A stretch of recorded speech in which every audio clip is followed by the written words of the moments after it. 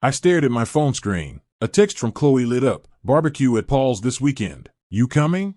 I typed back. Project Crunch. Have fun. At 10 Saturday night. Mike called me. Ben, there's something you need to know. His voice was fuzzy. Traffic whooshing in the background. I was at Paul's. Just left. Your wife and James, they didn't look right.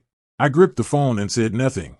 I mean, people were joking that James and Kate looked like a couple. She didn't deny it, just laughed and leaned against the back of his chair. Someone asked, "Doesn't your husband get jealous?" She shrugged and said, "Ben's not that petty. Maybe I'm overthinking it, man." But they were glued together all night, sharing a beer. She even ate off his fork. I got it, I said. Look, maybe it's nothing. Thanks, Mike.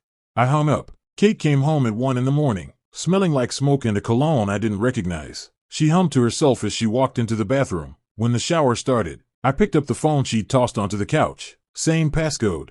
James's messages were at the top. You looked incredible tonight. My place next week? Her reply, can't wait.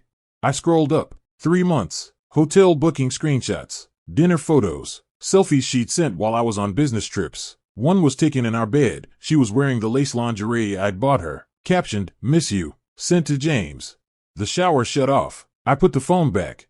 She came out toweling her hair. You're still up? She asked, not looking at me, heading straight for the vanity. Mike called, I said. Her hand paused mid-lotion for half a second. Oh, about what? Said you and James were pretty close tonight. She laughed, more like a quick exhale. God, Ben, they were kidding around. James is Gabby's friend. Everyone was messing around. You're being too sensitive. You ate off his fork. There weren't enough plates. You weren't there. You have no idea what it was like. She finally looked at me, indignant. You're interrogating me over one drunk comment from Mike? I saw your phone, Kate.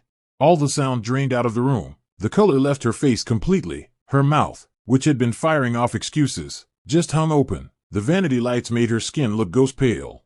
3 months, I said. The Ritz-Carlton, Thursday afternoon. I was in Chicago for meetings. Remember? You said you were at a spa with Linda. She started shaking, not fake crying, but full body tremors like she'd suddenly frozen. Ben, it's not what you think. We just don't. I stood up. Don't say another word.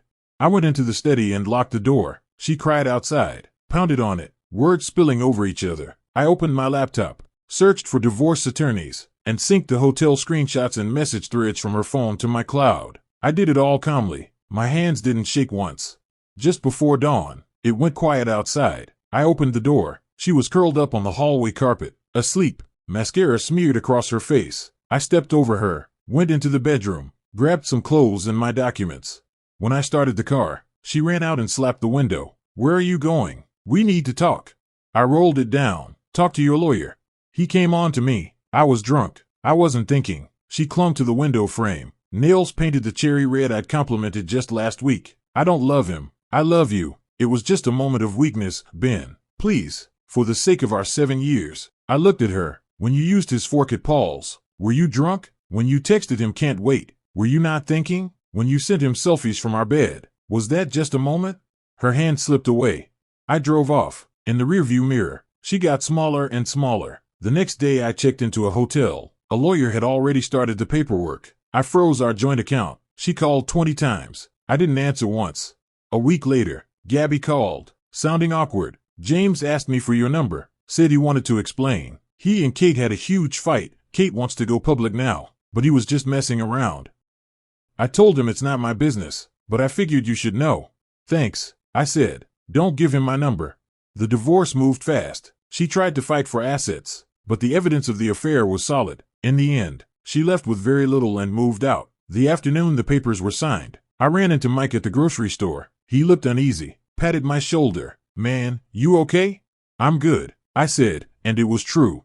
Kate and James didn't work out either. Paul says James thinks she's too clingy, kind of crazy. He cut it off last weekend. Sounds like she moved down south now. I nodded and put a carton of eggs in my cart. I just wanted to say, sorry I told you that night, Mike said, rubbing the back of his neck. No, I said, thank you for telling me. Waiting at a red light on the way home, I remembered our wedding day, her in white, smiling, saying, I'll always be yours. She hadn't lied. She just shortened always to 3 years, and changed be yours to pretend to be yours. The light turned green. I hit the gas and didn't look back.